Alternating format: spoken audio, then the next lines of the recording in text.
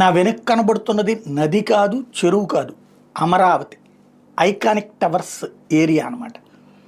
కొండవీటి వాగు, పాలవాగు, ఆ చుట్టుపక్కల ఉన్నటువంటి ఇంకో 3-4 వాగులు పొంగి పొర్లడంతో కుండపోత వర్షాలకి, ఇదేమి తుఫాను కాదు, కుండపోత వర్షాలకే పొంగటం అన్నటువంటిది ఆ వాగులకు ఉండేటటువంటి సహజ సిద్ధమైనటువంటి లక్షణం.